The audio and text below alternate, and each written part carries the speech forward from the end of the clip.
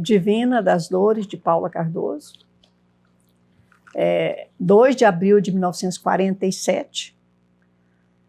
Eu nasci na Fazenda Lagoa, município de Caturaí, Goiás. Está com que idade agora, professora? 77. 77 anos. Aonde que fica essa cidade perante a Goiânia? Ela fica na região, indo para a região leste, né, mais ou menos leste, e próximo a Inhumas, que fica a 45 minutos daqui, porque é uns 40 quilômetros daqui, Inhumas. Né? Com que idade veio para Goiânia? Eu vim para Goiânia com 7 anos, vim estudar, vim fazer o prézinho, pré-primário. No colégio, fiz no colégio São José, Externato São José. No Externato São José, eu fiz até o 4º ano primário. E depois disso, o meu pai não me deixava mais ficar em Goiânia. Ele cismou que não podia mais ficar em Goiânia. A minha irmã podia, eu não. E voltei para casa, né, porque eu morava em Goiânia com a minha avó, porque a minha mãe estava sempre na fazenda. Então, não, era a minha avó que tomava conta de mim e da minha irmã mais velha que eu, 3 anos. E daí ele disse que eu não viria para Goiânia, e eu fui morar com eles de novo, na fazenda. Até que, nesse meio tempo, Brasília estava sendo construída. E o meu tio casado com a minha tia, era engenheiro da Nova Cap. Então, foi um dos consultores de Brasília. E eles moravam lá. E esse tio era muito revoltado porque eu não estava estudando. E ele brigava com meu pai. Um dia meu pai falou para ele, não, se você voltar para Goiânia, ela vai morar com vocês e vai estudar. E daí, em 1963, eles voltaram. Acho que final de 62, começo de 63. Eles voltaram e aí ele foi lá. Falou, vim buscar a Divina. Você disse que ela podia. E aí, assim eu voltei a estudar. O nome dos seus pais? Meu pai é José Crisóstomo de Paula e a minha mãe, Maria José de Paula. E a sua avó? Ana Balbina de Paula. O que seus pais faziam? Eles mexiam com o quê? Meu pai era fazendeiro. Sempre mexeu com terra. Eu me lembro que, a princípio, ele era plantador de café, assim como todos eram plantadores de café em São Paulo, a família toda. Depois parece que teve uma grande geada em Umas. Era muito frio. Naquele tempo, Goiás era frio. E ele perdeu essa plantação. E ele ficou muito contrariado, que foi a partir daí que ele vendeu essa fazenda. Aí depois ele tinha fazenda, me lembro que nós tínhamos um sítio em Anápolis, uma fazenda grande, perto de Anápolis, em que ele fazia de tudo, assim, tinha gado, ele tinha engenho, né? Fabricava até pinga no engenho, né? E assim vivia como fazendeiro, vamos dizer, ou pseudo-fazendeiro. E a sua mãe? Não, minha mãe era dona de casa. Naquele tempo, mulher não tinha qualquer atividade mesmo, né?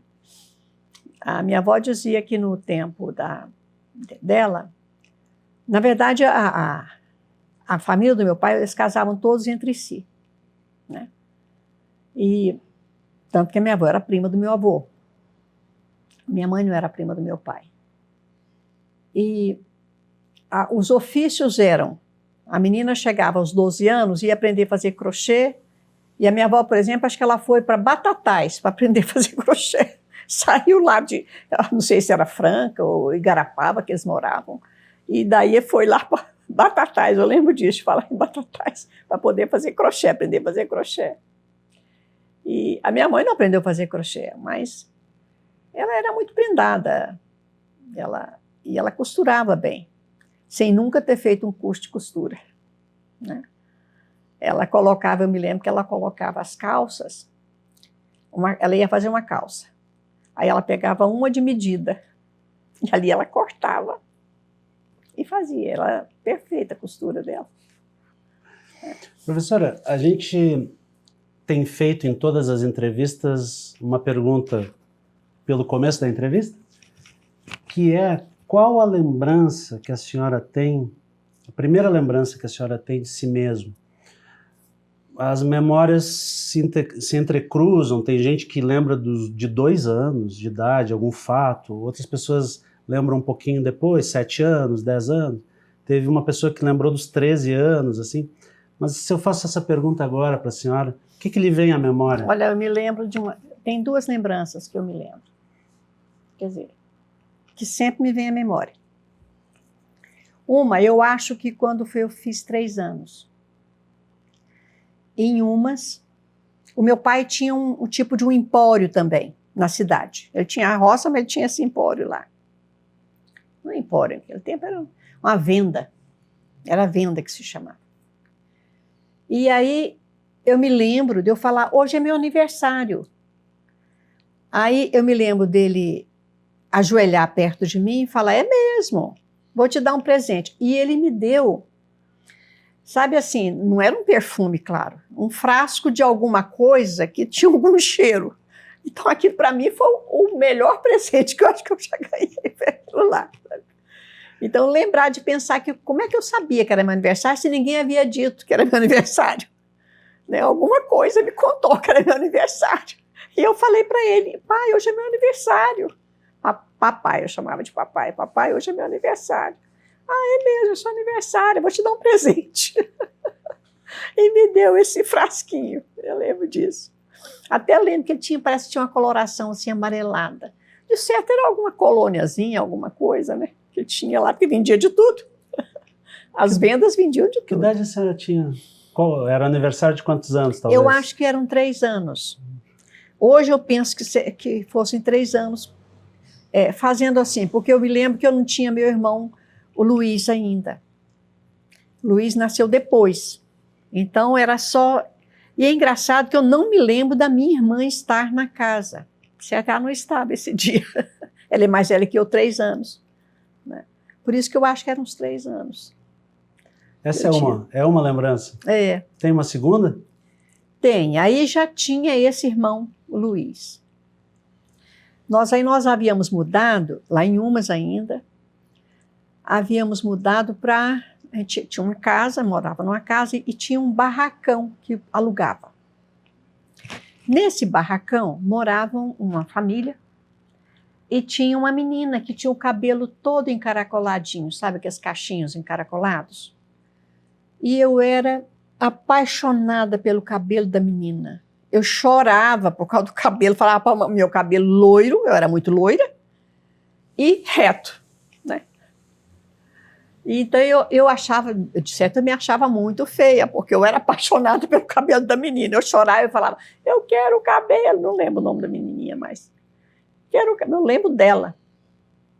E a mamãe falava, não tem jeito, ela nasceu assim. Então eu me lembro disso. Duas boas lembranças da infância.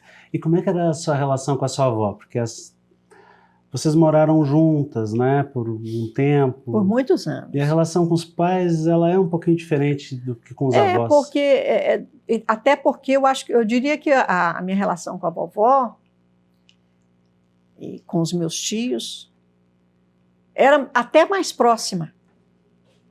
Porque a mamãe, coitadinha, ela vivia trabalhando, né? Ela não tinha muito acesso a filho.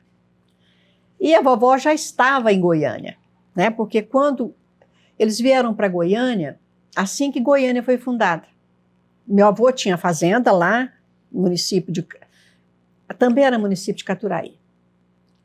E ela veio para a cidade para os filhos estudarem. Não o papai, que o papai era mais velho do que o segundo, 9 anos. Então ela teve o papai, depois de 5 anos de casada, casou com 15 anos, né? Aos 20 foi mãe, depois levou mais 9 anos para ter um segundo filho. E então, O papai não estudou, o papai estudou primário. Mas minha tia e meus 2 tios estudaram, né? Naquele tempo, a mulher estudava, ela era normalista. Quem era normalista era formado, né? Então, eles vieram para Goiânia, logo após a fundação de Goiânia, e para eles estudarem. E quando eu fiz 7 anos, eu já vim morar com eles. E era uma relação... Vovó era uma pessoa acima do tempo dela. Ela tinha ideias próprias, personalidade muito definida.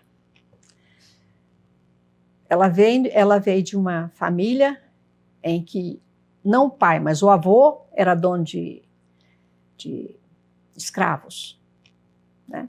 Eu me lembro que ela dizia que na fazenda do avô dela tinha lá o tronco, tinha senzala, tinha tudo. Ela não conviveu com a escravidão, mas ela tinha lá as reminiscências.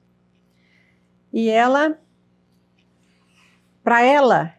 primeiro isso para ela é uma coisa natural, mas ela tinha uma personalidade muito definida e, acima de tudo, para ela era família. Família acima de tudo. Então ela foi uma avó muito boa, acho que ela não me lembra ela ter me beijado um dia. Mas, assim, atendendo a qualquer necessidade que tivéssemos dentro das possibilidades dela. Então, a vovó sempre foi uma referência para todos nós. Referência no ponto de vista de segurança, ela era uma pessoa altamente segura. E naquilo que você podia contar com ela, sabe? Foi uma avó excelente, né? Família do meu pai como um todo, e da minha mãe também, né? Diferente, completamente diferentes. É muito bom agora eu escrevendo as memórias, o tanto que eu vejo que eles eram diferentes, né? Mas era muito boa a relação. Só se a senhora permitir fazer um recuo, lá dos seus avós, a senhora citou alguma coisa de São Paulo. De onde que vinham? Até onde vocês conseguiram alcançar dos antepassados? Você fala de locais? Da sua família, onde que moravam?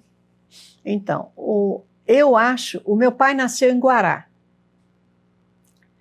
porque ele veio para Goiânia para Goiás com 5 anos. Guará fica onde? São Paulo, interior de São Paulo. Mas eu sei que tinha e tem ainda pessoas em Igarapava, em Franca, em Guará, em Campinas. E tinha uma outra cidade também que a vovó falava muito, em Ribeirão Preto. Eu acho que chegou até Campinas, de Campinas para cá. Agora, o meu avô era muito mais ali, vizinho de Minas, o norte do estado de São Paulo. E eles contam alguma história da vinda para Goiás? Eles não, mas os motivos foi que o café, que eles eram plantadores de café, o café deu aquela decaída. E aí vieram comprar terra, venderam lá e vieram comprar terras para cá. E no caso da minha família mesmo, como eu te disse, eles eram o meu bisavô, que eu conheci, e a minha bisavó também que eu conheci. Eles tiveram 13 filhos. E todos casados. E dos 13, quando eles vieram 11 dos filhos com eles, para comprar terras para cá. E eu lembro da vovó contar que eles vieram de cavalo, os homens vieram de cavalo. E as mulheres e as crianças vieram de trem. E ela conta uma história que tinha, nessa viagem de trem, que tinha uma família, e que nessa família tinha um sogro, aparentemente era o sogro com a nora e os filhos da nora, os netos. E que eles vieram de São Paulo, e devia ser muito tempo, né, de trem para cá, devia ser 2, 3 dias. E durante eles trouxeram uma matula E esses meninos, e matula estava não, azeda, né? Porque é carne, matula de carne de frango, né? Eles, como é que eles chamavam naquele tempo? Chamava de farofa, sei lá, de frango. E que essa farofa estava azeda. E que esses meninos não queriam comer. Então ela contava, né, as histórias. Mas vieram. Os Paula, na verdade, eles são 3 ramos. E não vieram só a minha família, que a minha família é a Crisóstomo de Paula. Mas vieram os Heitor de Paula, que o Heitor, não tem Heitor aí? Foi fundado pelos Heitor de Paula. E os Paula Silveira. Então vieram muita gente de São Paulo para cá. Né? Agora, segundo esse moço que fez essa genealogia, vieram... Eu não sei como é que chegou o Silveira, mas... Não, o Silveira eu sei. Os Heitor, eu não sei como é que entrou. A minha avó era Heitor de Paula. E meu avô era Crisóstomo de Paula. E parece que eles vieram 2 jovens, saíram de Portugal. Um era Paulo e o outro era Silveira. Aí chegaram na ilha... Como é que chama aquela ilha ali? Chegaram, agora mesmo eu lembro, a ilha, e casaram-se lá, com 2 irmãs. Eles não eram parentes, o Paulo e os 2 rapazes não eram parentes, eram amigos. E daí, eles casaram-se com essas moças, tiveram dote, e com o dote eles vieram para o Brasil. E não era em São Paulo, era em Minas, ali em Monte Alegre, aquela região ali. E aí foram criando os filhos foram casando. Depois é que parte deles vieram para São Paulo. Né? E da onde saiu a minha, que veio para cá. E o fio de meada. Né? Interessante. E como é que foi? Bom, a curiosidade para toda a entrevista é como que a senhora se torna a mulher da ciência, oriunda, né, de uma família mais rural, da lida do campo, da mãe doméstica, e aí talvez entrem as instituições aí. Uhum. Como é que foi o seu início de escola, seus primeiros estudos? Então, eu fiquei 5 anos sem estudar, né? Daí eu vim para Goiânia, de volta, e fui começar, isso em 63, fui começar naquele tempo era ginásio, primeira série ginasial, no liceu. Daí eu fiz até a quarta série ginasial, entrei para o 1º ano científico. Naquele tempo eu sabia que eu me imaginava num laboratório. Eu imagino que isso possa ter vindo, não, eu imagino que isso pode ter sido influência, não vindo, porque eu sei que é do outro jeito que veio. Tinha uma novela de rádio, que quando eu estava ainda com a mamãe, a gente escutava rádio. E tinha uma novela na rádio que tinha uma moça que acho que era médica. E aí descrevia, né, que ela era desse jeito, desse jeito, desse jeito. E eu me identificava com essa pessoa, né, com essa moça. E ela é uma pessoa da ciência. Né? Eu acho que essa história de ciência, do ponto de vista de identificação, vem por aí. E daí, o que eu quero te dizer é o seguinte, aí eu sempre, tanto que eu fui fazer científico. Naquele tempo fazia científico ou clássico, ou normal. Tinha instituto de educação que era normal, normalistas também, era do tempo da minha tia.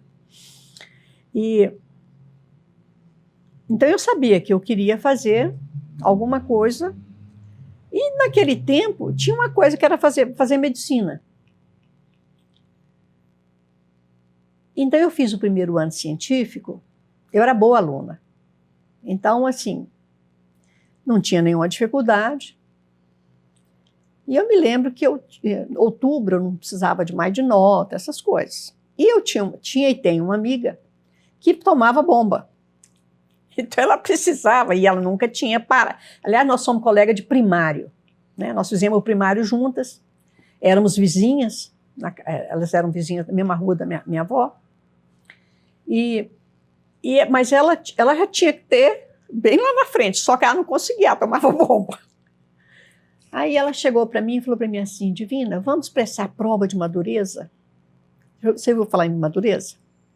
Madureza era um exame que era feito,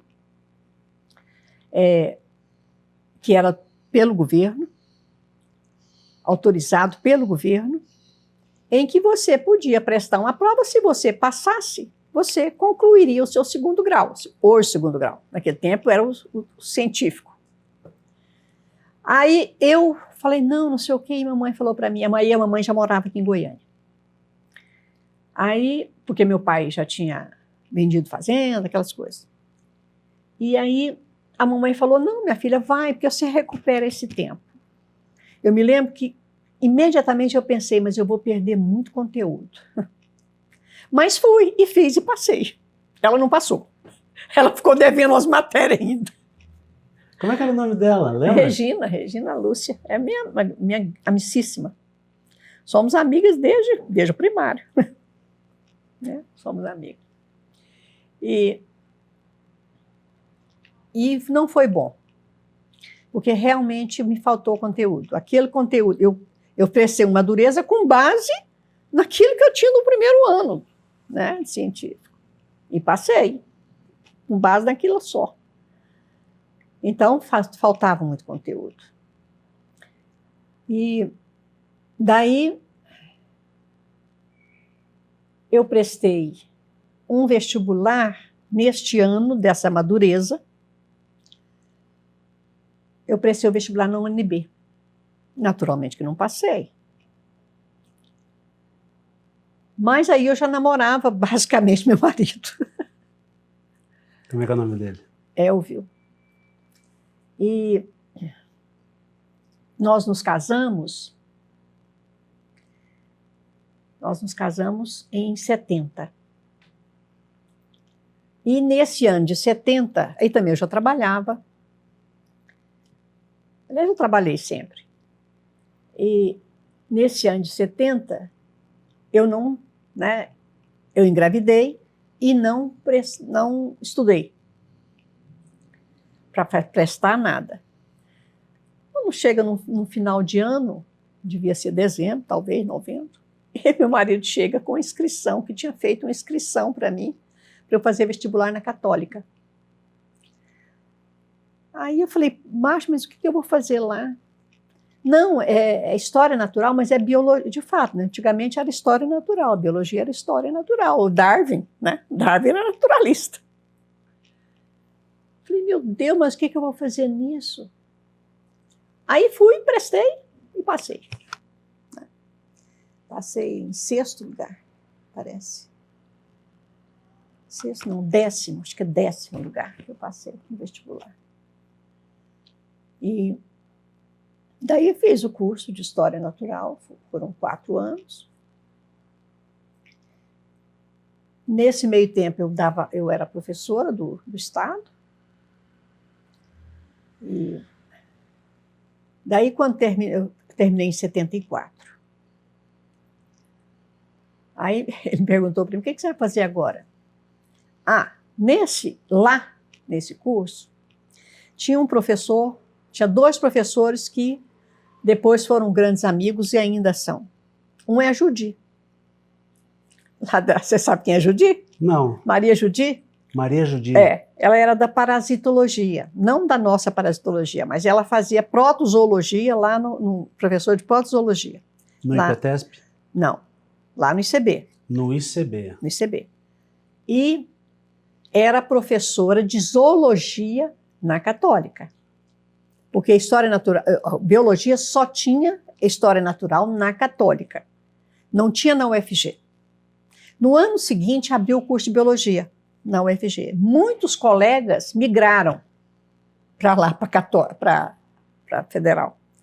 E eu já não fui porque eu tinha filho, como é que eu ia lá para o campus? Não tinha mais solução, não ia. E eu continuei na minha. Então eu tinha a Judi, que foi minha professora de zoologia, que também era professora na Federal. Naquele tempo todo mundo ensinava nos dois locais. Não tinha dedicação exclusiva. Aliás, a primeira dedicação exclusiva do IPTES foi minha. Que ano? Devia ser dos anos 80. Aproximadamente. 81, 82. Depois eu te conto essa história, foi muito engraçado isso. E daí tinha um outro professor, que é o Zezão, que era professor lá e era professor no IPTESP. E ele falava muito para mim, você precisa fazer estágio no IPTESP. Então o IPTESP para mim era uma coisa linda, eu encantava com o IPTESP. E aí quando terminou, o Bastos, o que você vai fazer agora? Aí eu falei, nada, esse ano não, porque aí eu já tinha o terceiro filho. Falei, não, agora eu vou... O meu filho caçula, ele nasceu em março, né? Eu colei grau em dezembro, ele era petitinho. Eu falei, não, vou esperar esse ano para ele e depois eu vou para o IPTESP, para o IPT. Antigo IPT, hoje IPTESP. Daí, quando passou o ano de 75, no começo de 76, ele me chega com o jornal. Eu falei para você que o jornal tinha tudo naquele tempo. Tudo que você quisia estava no Popular. Tinha outros jornais também. Aí tinha lá uma seleção para residência no IPT. Aí ele falou para mim assim, você não quer isso aqui? Olha aqui. Aí eu fui lá. Era o professor Cleómenes Reis, não sei se você conheceu. Era um dos fundadores do IPTESP também. Ele era dentista, ele era do odonto. Porque o IPTESP foi juntado, né? Professor do odonto, da medicina, da veterinária, né? E que criou o corpo docente. Daí eu fui, professor Cleómenes, que fazia entrevista. Aí cheguei lá, ele falou para mim assim, olha, tem a vaga na imunologia e na microbiologia. Você vai querer em qual? Aí eu fui lá no Zezão, que estava na parasita. Falei, Zezão, como é que eu faço? Ele falou, senhora, de parasita já foi preenchida, sabe quem era? A Célia, do ICB, Célia Maria de Almeida Soares, que tinha chegado da USP, tinha casado, tinha vindo para Goiás, ela fez biologia na USP e veio. Aí a Célia já tinha pegado a parasita. Ele falou, a parasita já está preenchida. O imunologia você nunca viu? Vai fazer micro. Aí eu fui fazer microbiologia. Né? E que aí, na microbiologia, tinha bacteriologia e micologia. Eram os dois setores. Né? E daí eu fui para bacteriologia. Aí que veio o concurso, o famoso concurso. Como é que foi? Conta essa história para nós. Como é que foi o seu ingresso na UFG, de fato? Então, eu fiz concurso em agosto de 1976 para a disciplina de virologia, que era a disciplina que a universidade queria criar dentro do setor de microbiologia. E fui aprovada, mas eu não tinha nenhuma formação, né? Então, o segundo colocado começou e eu entrei como professora colaboradora, que naquele tempo tinha esse cargo de professor colaborador, né? Que não eram 8 horas, eram 4 horas. Depois, em 78, é que veio uma nova normativa do MEC e que professores colaboradores podiam ser integrantes agora do quadro definitivo da universidade como professor auxiliar. Aí eu entrei como professor auxiliar e aí com 40 horas. Né? E daí nós começamos a... Eu me lembro que a primeira aula que eu fui dar, a minha prova de concurso foi classificação viral. Eu lembro direitinho disso. E acho que a primeira aula que eu dei, que aí nós fomos montar a disciplina de virologia, o Leão, que era a pessoa que ficou em primeiro lugar, José Eurípides Leão, falecido agora, acabou de falecer. E nós primeiro, de onde vamos tirar? Aí tinha um livro que era Javetes, né? Microbiologia de Javetes. E a microbiologia de Javetes tinha parte de virologia. Aliás, uma das coisas mais bem escritas que eu já vi de virologia na língua portuguesa. Muito bom. Era tradução. Mas um livro muito didático, muito bom. Então, eu e até o Leão aprendemos virologia no Javetes. Né? Montamos, acho que nós levamos uns 2, 3 meses para, naquele tempo era crédito, então para começar a oferecer os créditos de virologia. Eu acho que a primeira aula que eu dei, a não ser generalidades, foi poliomielite. Eu acho que foi.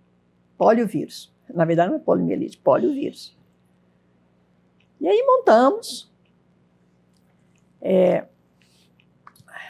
Assim como todos os setores do IPTESP, nós tinha uma história de dizer, e eu brigava, tinha uma implicação com o Paulo César, da Veiga Jardim, porque ele falava que eles eram usuários do IPTESP, como se nós fôssemos, e eu brigava muito com ele, mas nós dávamos aula para todos os cursos da área da saúde, das biológicas, de todas as unidades da universidade. Né? Nós não tínhamos um curso próprio.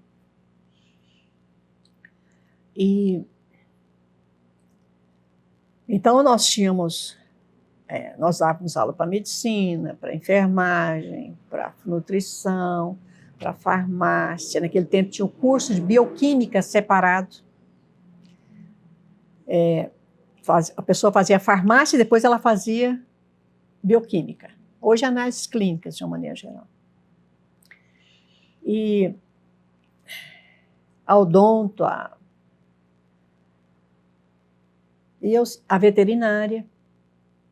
Depois existe a agronomia, até foi a professora Milka, criou o curso de engenharia de alimentos, né, e a engenharia de alimentos não tinha para onde ir, foi ficar lá na agronomia.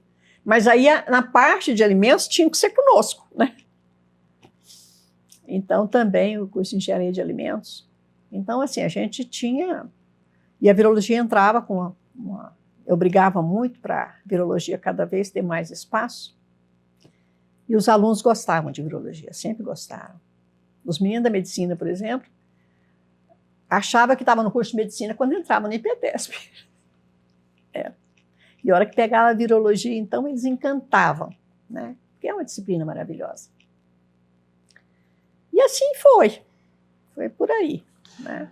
Como é que a senhora pode categorizar ou dividir as suas fases enquanto pesquisador, enquanto docente, assim? Então. Porque como a trajetória é longa, né? É. Elas às vezes têm fases, né? Bom, como docente, eu, logo no segundo ano de universidade, eu entrei para o Estado, né?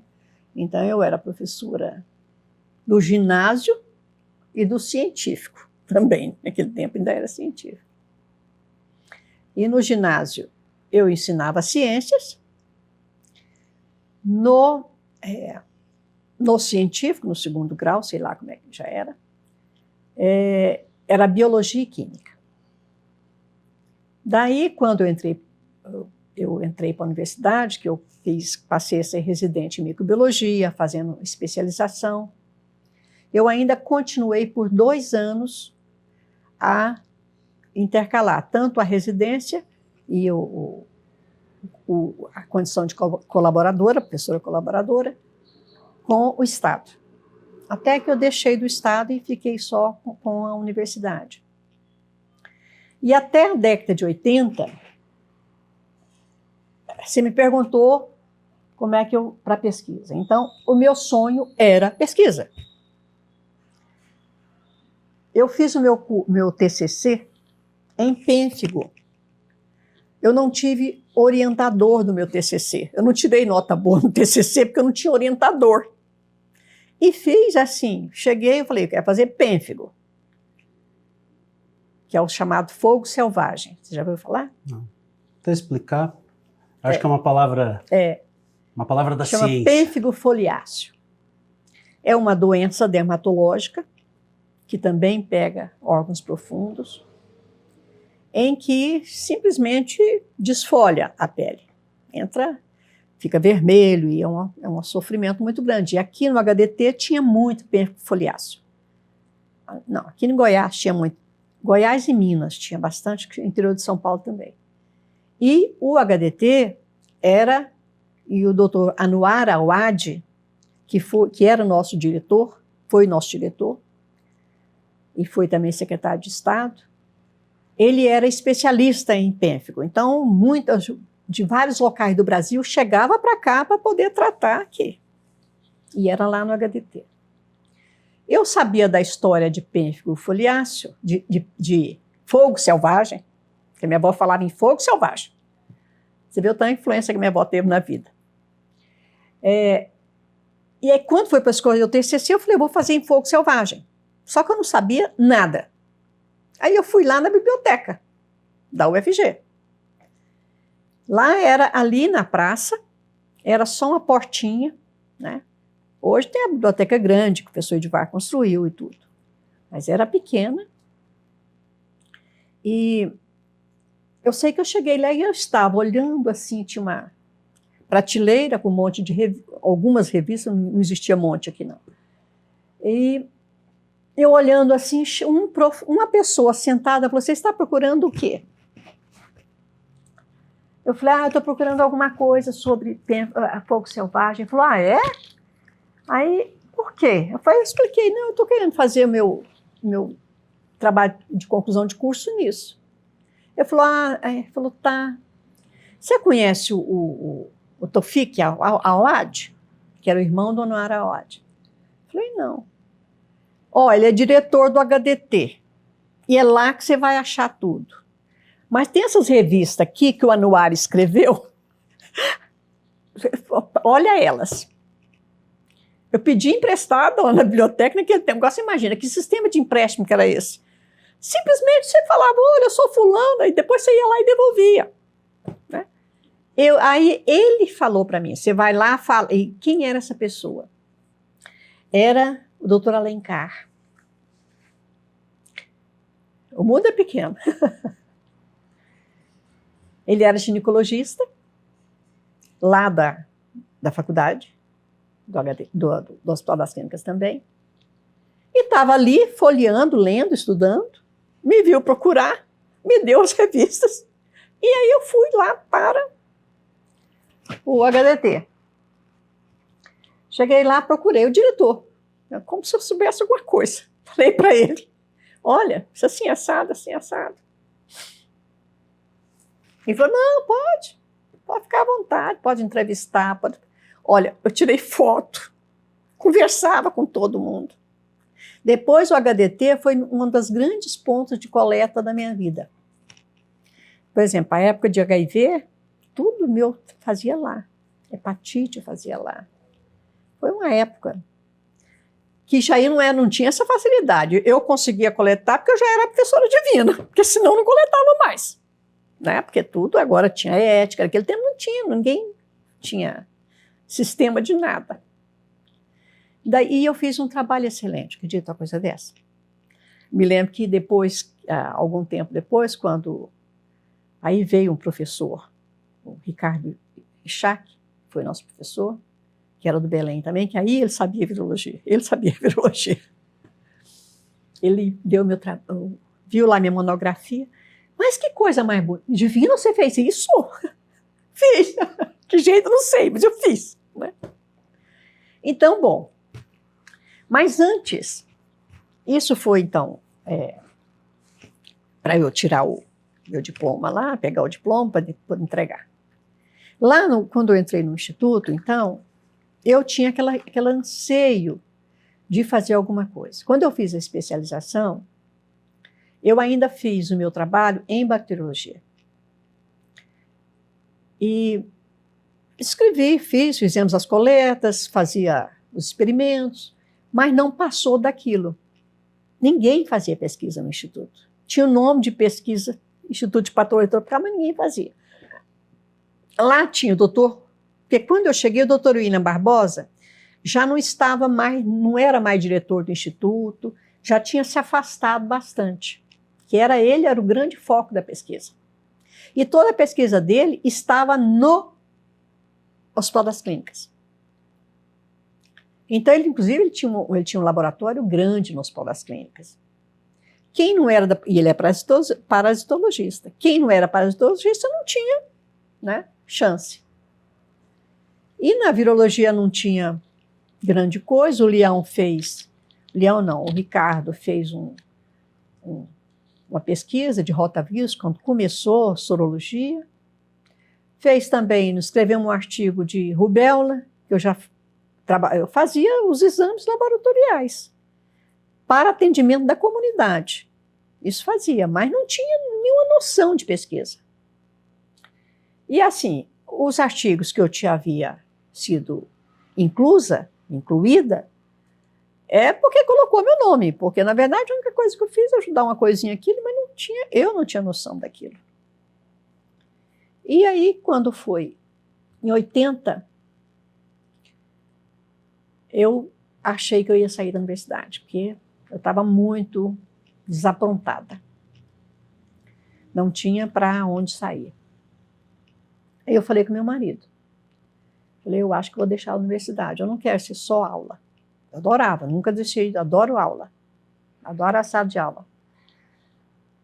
Aí ele falou, não sai não sei o quê. Eu falei, não, eu vou ver. Se eu não conseguir nada esse ano, se eu não fizer um curso bom esse ano, para eu ter alguma autonomia, eu vou sair. Aí era julho de 81, não 80. Foi 80, porque teve algumas reviravoltas. Aí tinha um curso chamava Metodologia do Ensino Superior, que era uma professora lá da educação, ela chamava Zaira. Ela oferecia esse curso eventualmente para os professores, principalmente os professores sem muita prática. E eu fui fazer esse curso e ela era lá na Faculdade de Medicina. Chego lá e encontro uma grande amiga, que também do tempo da Regina, minha amiga. A Ledice tinha feito medicina. E a Ledice era professora na medicina tropical. E aí eu encontrei com ela e falei, Ledice, eu estou tão decepcionada, tão desapontada, eu estou com vontade de sair. Se for para não fazer nada, eu vou costurar, vou fazer outra coisa. Aí ela falou, Divina, vamos lá no corredor. Tinha um corredor comprido lá na medicina. Tem um cartaz lá que vai ter o mestrado lá no ICB. Eu falei, mesmo? Ela falou, Porque, voltando, tinha mestrado, o Instituto tinha um mestrado em medicina patologia tropical. Só que era só para médico. Tanto que a Ledice fez mestrado em patologia tropical. Mas não podia ser, eu não era médica, não tinha acesso. E daí, eu olho lá, está lá, era o último dia de inscrição, lá no ICB. Falei, meu Deus, como é que eu saía de lá e ia lá para o ICB fazer inscrição? Aí liguei lá, entrei na sala do diretor, falei, me peça o telefone. Liguei lá no ICB, o Centeno, você conheceu o Centeno? É um dos fundadores da universidade também. Da universidade não, mas daquela parte ali do ICB. Aí o Centeno atendeu o telefone, eu falei, olha, eu quero fazer mais, hoje eu tirei, ele falou, não tem problema não, amanhã você vem, pode vir amanhã. Não existia nada de protocolo. Aí eu fui lá, fiz a inscrição. Aí quem estavam inscritos? Divina, Célia do CB. A Eusa, você conheceu a Eusa? Eusa Momotuki? Não. Ela do CB também. A Maria de Lourdes Brezeghello, você conheceu a Maria de Lourdes Brezeghello? Também do ICB.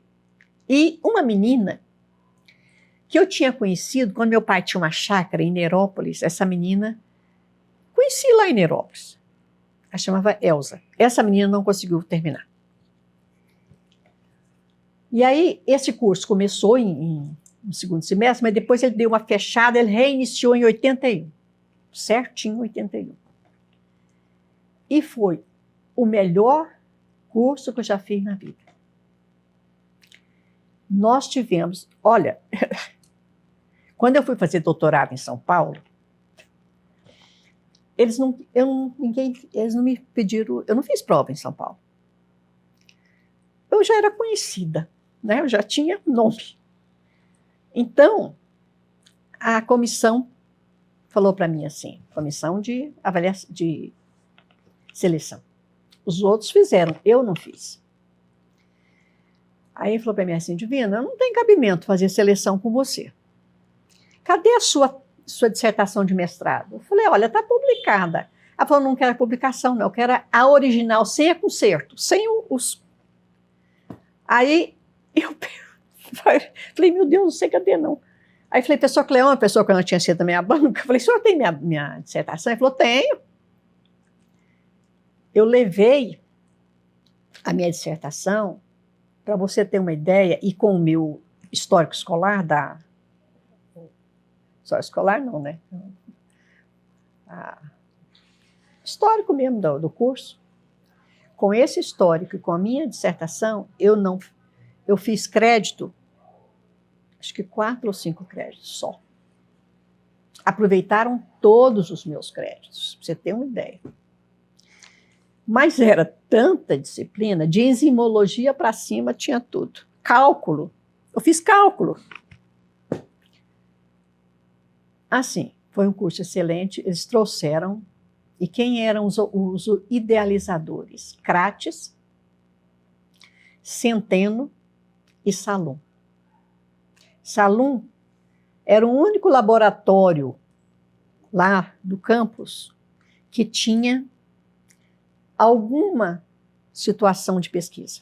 E a Célia foi para lá, depois que ela saiu do Parasito, ela foi para lá, depois que ela terminou a residência.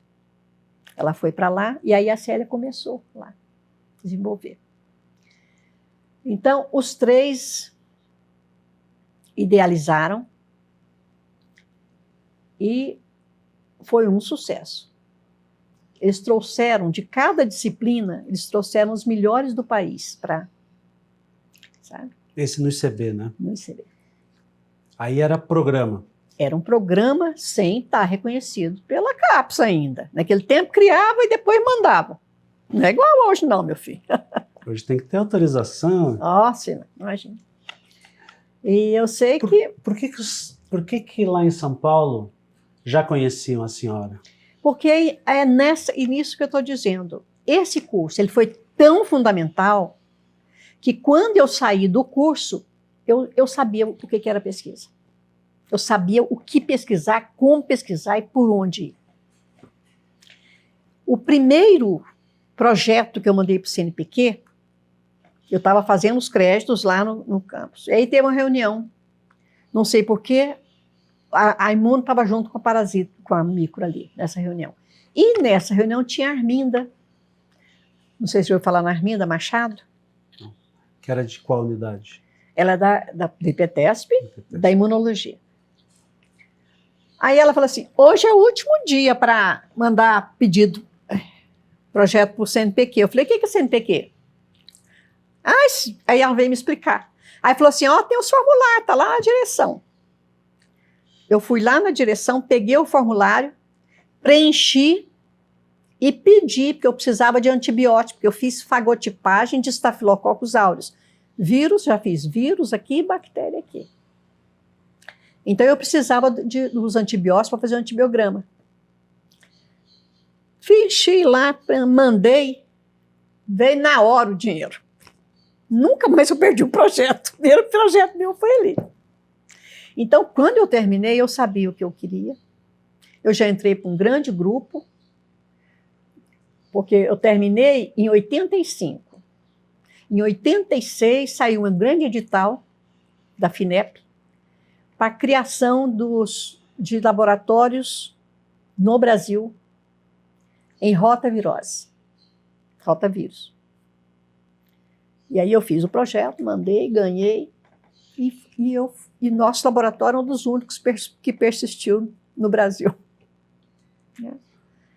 Então, assim, daí foi só deslanchando. A minha linha principal era gastroentéricos mesmo, né, com rotavírus, com norovírus, com sapovírus, mas eu fazia rubéola, eu fazia hepatites, eu fazia dengue, eu fazia... Né? Sempre publicando muito, né, professor? Publiquei. Eu publiquei sempre. Assim, não diria muito, né? Mas eu tenho uma... E você sabe que o meu currículo Lattes está sem preencher desde que... Eu não preencho mais. Ainda tem publicações que eu não coloquei no Lattes. Você tem uma ideia. Né? Então, assim, eu diria, Pablo, que um dia eu tive um sonho e que ele foi realidade. Né? Eu só não sabia que jeito que eu chegava nele, mas eu queria era isso. A radionovela. A radionovela. Começo da radionovela. Como é que era o nome dessa novela? Não lembro. Será que a gente não consegue resgatar?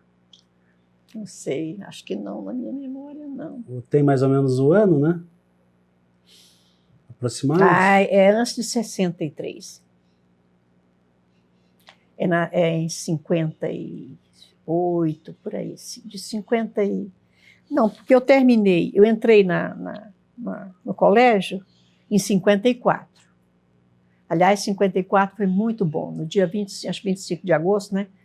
Aí o Getúlio morreu, nós ficamos felicíssimos. Saímos todo mundo do colégio. Getúlio tinha morrido. Então, eu acho que foi por volta... Em 58, eu terminei o 4º ano primário. E aí eu fui para a fazenda, para a roça. Então, em 63 eu voltei. Então, entre 58 e 63, 63. Por aí. E as radionovelas, elas eram transmitidas e produzidas por várias emissoras? Nessa época? Devia de ter isso, talvez não consiga lembrar, né? Mas a gente vai Eu me lembro buscar. Que, quando eu era bem menina, mesmo nesse tempo, mas não era Rádio Clube, não. A Goiânia tinha uma rádio chamada Rádio Clube de Goiânia. Era tudo no mundo, era Rádio Clube de Goiânia. E tinha a Rádio Difusora. Naturalmente que devia ser uma emissora local. Que provavelmente a novela não tinha sido produzida aqui, mas que eles retransmitiam. Né? Porque não tinha televisão em Anguera. Não tinha. Deixa eu ver se a televisão em Anguera já tinha. A TV não tinha. Mas o jornal tinha. Tinha um jornal. E eu não me lembro se a Rádio Clube era... Isso é fácil de saber. Se a Rádio Clube fazia parte do grupo Jaime Câmara, eu não sei. Na verdade, o Jaime Câmara, hoje, ele foi meu coleguinha de sala. Nós sentávamos juntos nas carteiras, porque as carteiras eram de duplas. Então, as freiras colocavam homem e mulher para não conversar muito. E o Júnior era meu coleguinha de... Meu mundo é pequeno. E depois disso, continuou escutando rádio? Nada. Não. Porque quando eu vim para Goiânia, eu não só voltei a estudar, como comecei a trabalhar. Então, acho que eu não tinha tempo mais para ouvir rádio. Não me lembro mais de ouvir rádio. E depois vi a televisão. A televisão, a minha avó não tinha televisão. Mas, assim, não era algo que... Eu me lembro que na vizinha, na outra grande amiga, a Dora, que também é minha comadre, a mãe dela tinha televisão. E sentava todo mundo na sala para ver televisão. Tinha um filme, uma série, uma série naquele tempo chamava seriado, que hoje passa, tem na Netflix, para você ter ideia, O Fugitivo. É daquele tempo. E eu acho que é o mesmo ator. E eu me lembro que uma irmã dessa minha comadre, a Lindelce, a paixão da vida dela é esse fugitivo, essa coisa. Mas a gente não tinha essa coisa de televisão, de nada disso, não. Né? A gente tinha... Era muito mais reunir e conversar. Uma questão que permeou aí algumas das suas histórias, que eu fiquei curioso, que é do seu marido lhe estimulando para estudar, lhe estimulando para fazer o concurso, acompanhando, né? E tu sendo, de certa forma, surpreendida nestes momentos. Ele sempre teve essa sensibilidade contigo em entender o que tu queria? O que ele representa para ti? Assim, não, assim, nós casamos muito jovens. Tivemos filhos muito jovens.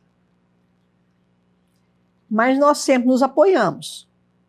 Ele tinha feito vestibular para medicina, não tinha passado.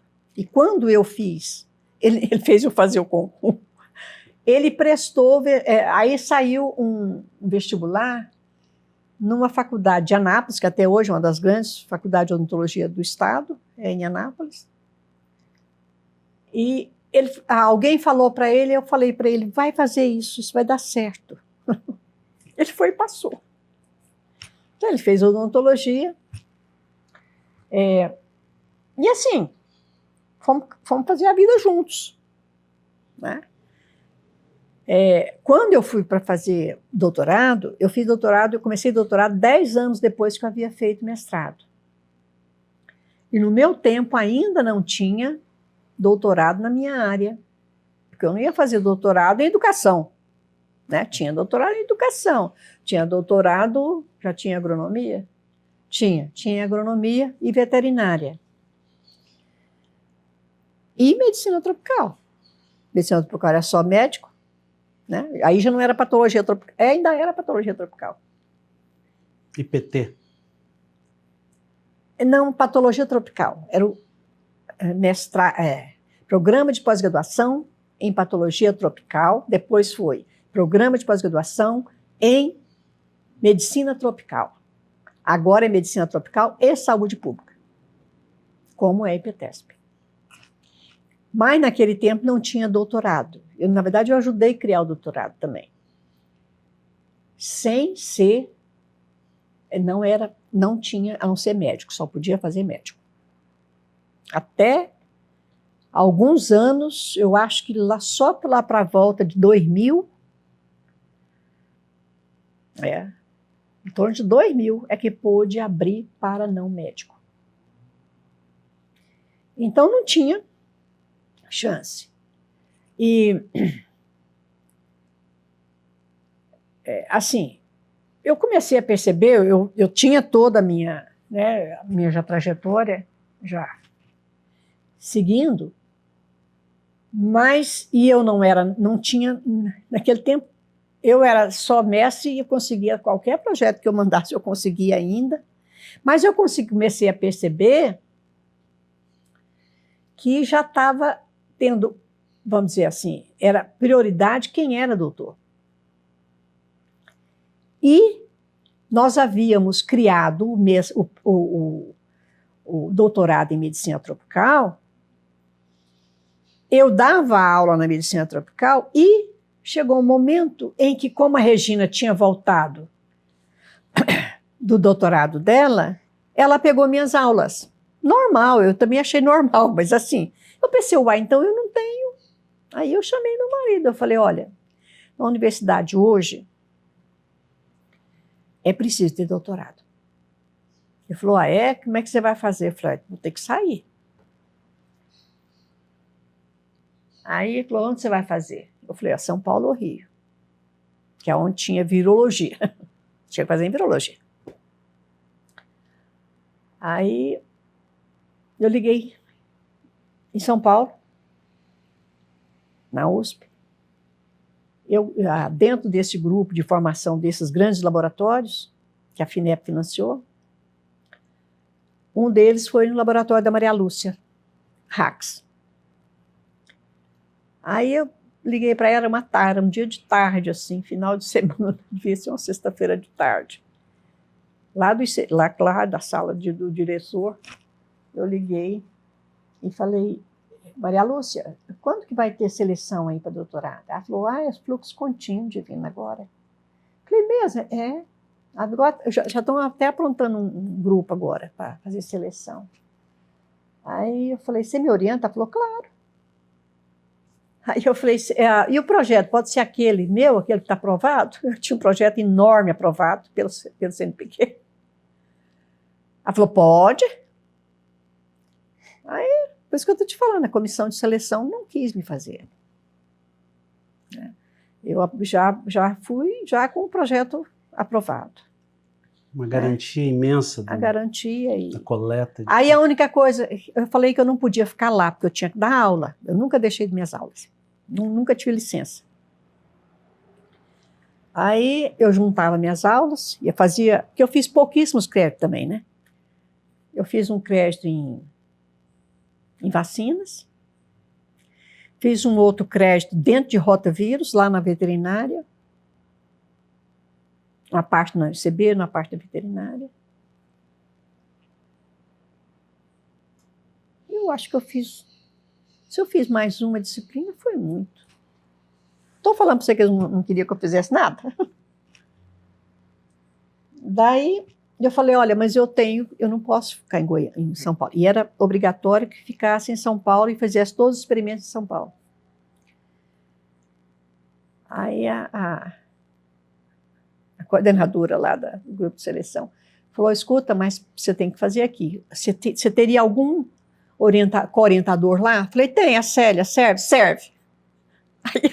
Aí eu fiz tudo aqui. Fiz todos os meus experimentos aqui. E aí, deu certo.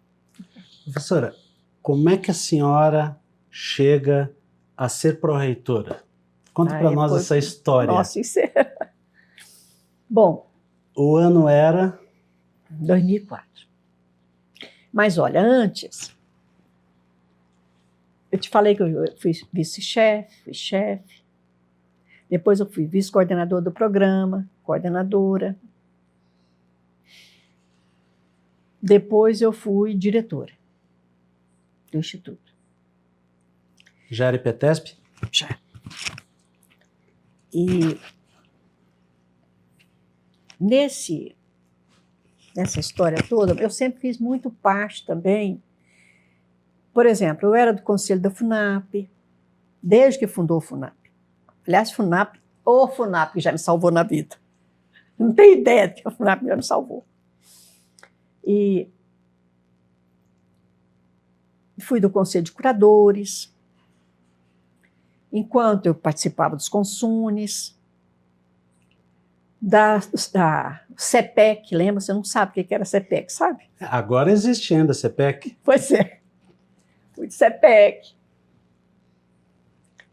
fui da CPPD, tudo fazia assim, parte, porque mandava, alguém tem que ir, então vamos, tem que ir. Então, assim, eu conhecia muita coisa na universidade, até porque também, eu sempre trabalhei não só no IPTES, mas junto com o ICB também, sempre trabalhamos juntos ali. Porque a ligação é muito grande, ICB com o IPTESP. Então, assim, conhecia muita gente. Aí, quando eu fui diretora, tinha a professora Milka, ela fazia, bom, além dos conselhos, que todo mundo participava, diretor, todos participavam, hoje não é assim mais, né? Tem os representantes, mas todos participavam. Então, se conhecia todos os diretores. E a professora Milka, assim como a professora Edivar, depois, ela tinha, geralmente, principalmente antes das reuniões dos conselhos, ela tinha uma reunião mensal, acho que era mensal, com os diretores. Então, nisso, aproximava muito os diretores. E um dos diretores era o professor Edivar, que era da agronomia, e o professor Benedito, que era da Faculdade de Direito. O Direito também sempre foi muito próximo a nós, porque era ali no mesmo, né, no mesmo grupo ali da praça, mesmo quarteirão. E ali existe sempre identificações, né? E principalmente o professor Benedito, eu identifiquei muito, até porque ele me ajudou muito com as histórias de uns cachorros lá, quando eu era diretora. E eu sei que a gente vai... E aí, de repente, eu me lembro direitinho, nós estávamos numa dessas reuniões, alguém tinha falado que o professor Edivar ia ser candidato. Ele sentou do meu lado. Eu falei, professor, eu ouvi dizer que o senhor vai ser candidato?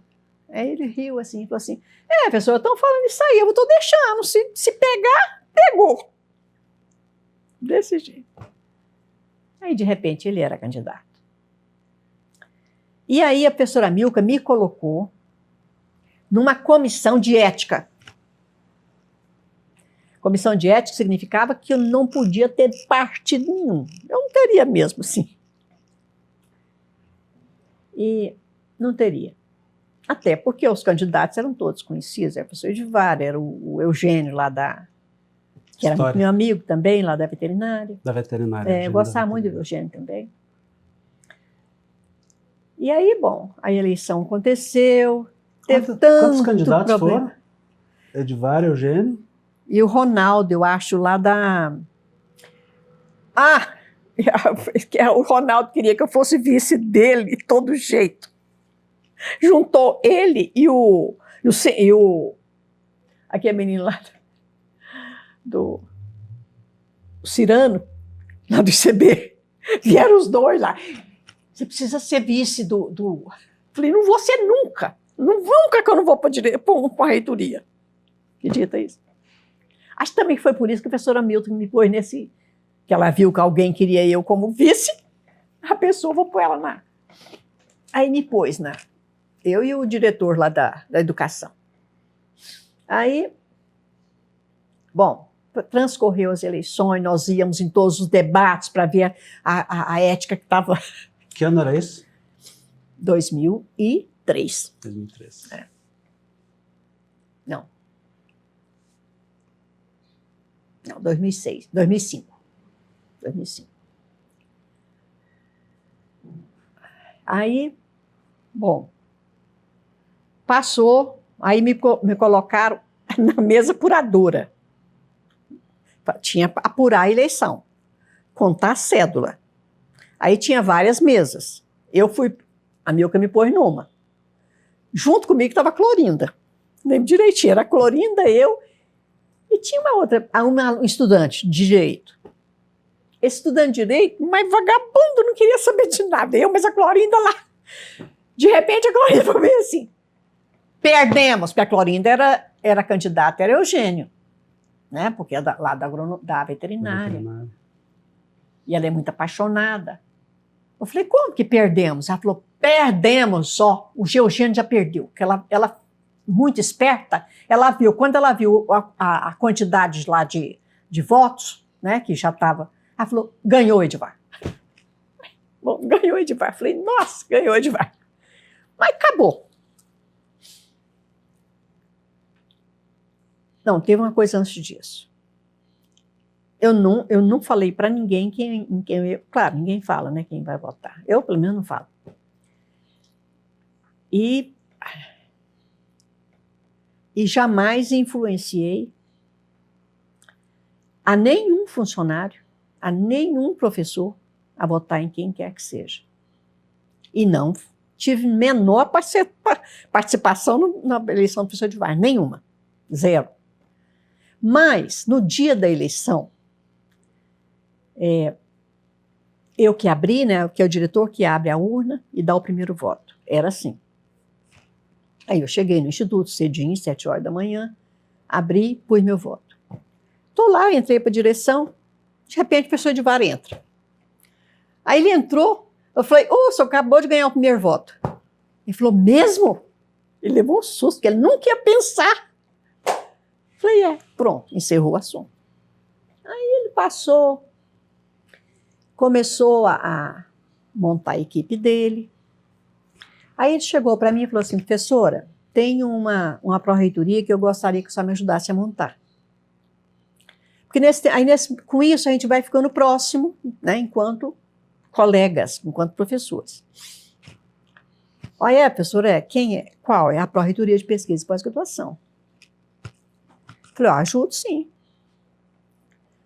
Aí eu dava um nome, falava quem era a pessoa, a condição da pessoa, falava na outra, falava na outra, falava na outra. E isso foi assim, 1, 2, 3 visitas dele. Todas ele falava, não, professor, acho que não dá. Não sei, parece que o perfil não dá para mim. Porque tem que bater, né, também. Eu acho que foi assim, numa terceira vez que ele chegou lá. Eu falei, professor, vou falar uma coisa para a senhora. Não quero nenhum desses nomes. Quero a senhora.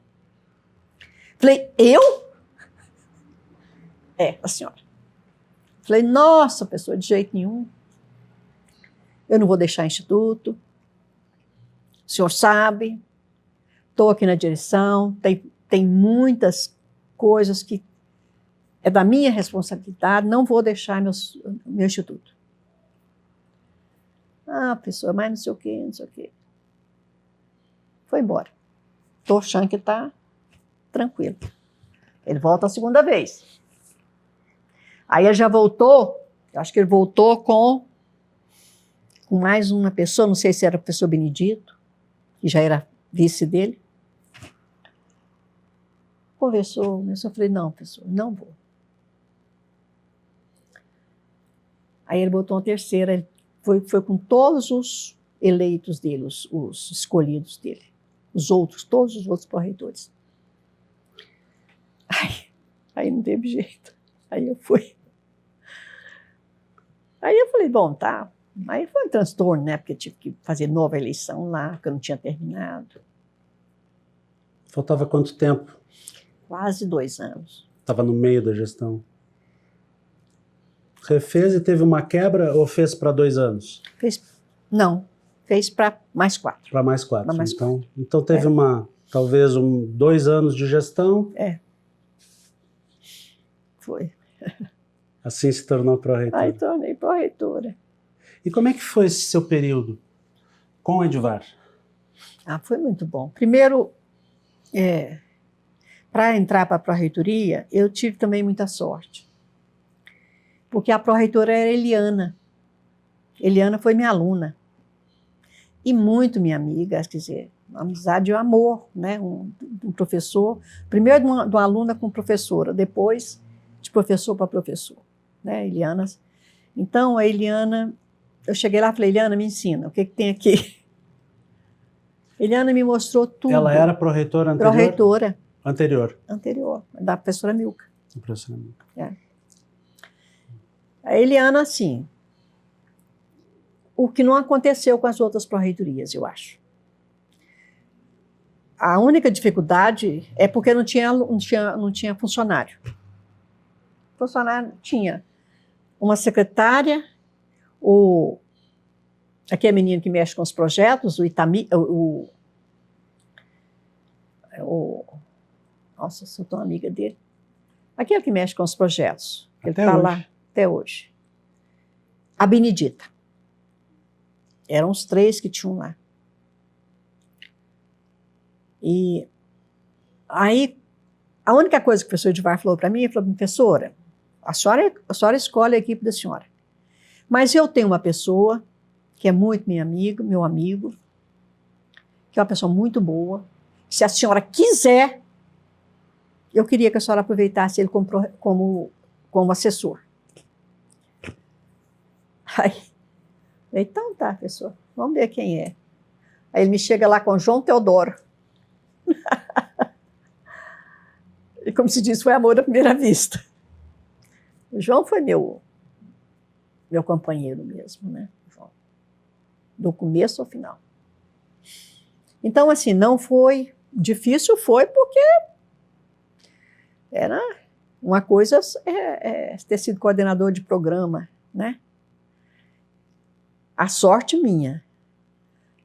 O Coleta CAPES, quando eu entrei para ser já como vice-coordenadora, Coleta cápsula, quem fazia era o Zezinho. O Zezinho não sabia o óculos fundo da garrafa.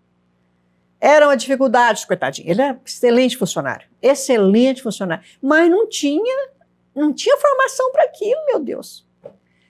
Aí, a Eliana, eu estava na vice e estava preenchendo coleta e a gente mandava, como mandou sempre, lá para dar uma olhada, ver se estava tudo certo.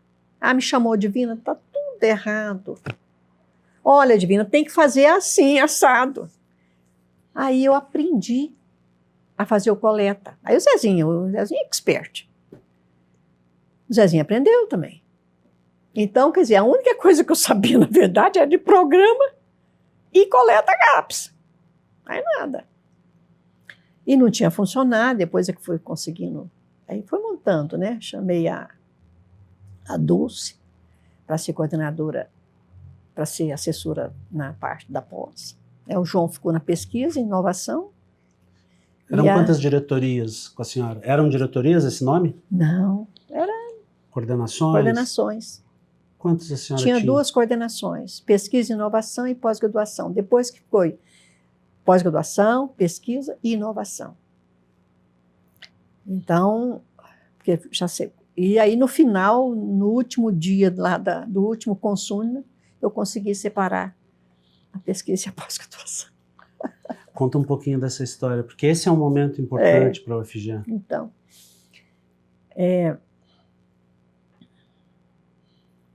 Então, assim, nós já estávamos na segunda gestão. Quando entramos para a segunda gestão, no começo, cheguei para o professor Edivar e falei, professor, eu acho que nós temos que separar a pesquisa da pós-graduação. É muito pesado, elas têm que trabalhar juntas, mas com gestões separadas, para poder, da agora para frente, porque, olha, quando nós entramos, não tinha, acho que não tinha uns 10 doutorados, se tivesse. Nós saímos, tinha mais de 20. Né? Da sua primeira gestão com o professor Edivar para a segunda, dobrou? Dobrou. Muito mais que dobrou. Você quer saber? Muito mais que dobrou. A quantidade de projetos aprovados, assim, triplicou. E assim, cresceu muito, né?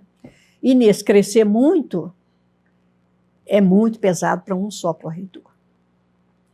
Aí eu falei com ele, ele falou, professora, tudo bem, a hora que chegar, porque aí tem que ter um cargo, novo cargo de pró-reitor, para criar uma nova pró-reitoria.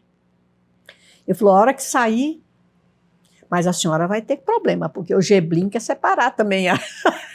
Falei, Geblin, eu mato ele, mas eu não... O que ele queria separar? É porque, e como a gente separou, né? Gestão de pessoas, agora tem 2 ali, né? Administração e finanças. Não, administração e finanças já tinha.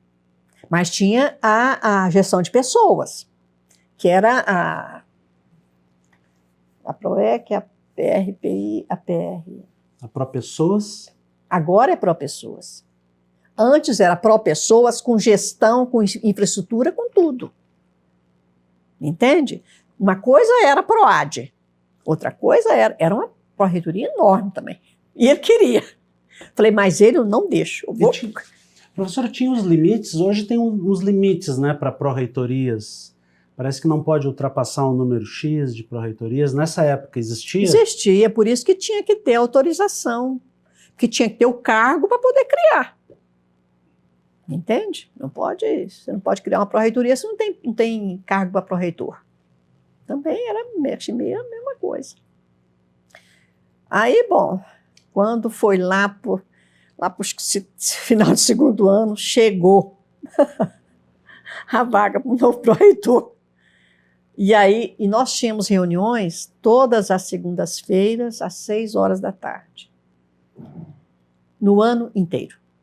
Eram os pró-reitores, mais algum assessor que via, pessoal da rádio não, mas pessoal da comunicação.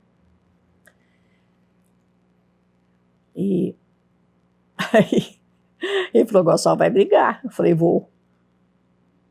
Aí levei, já fui para... Mas aí eu também eu fazia relatórios Todo ano eu fazia todo o levantamento.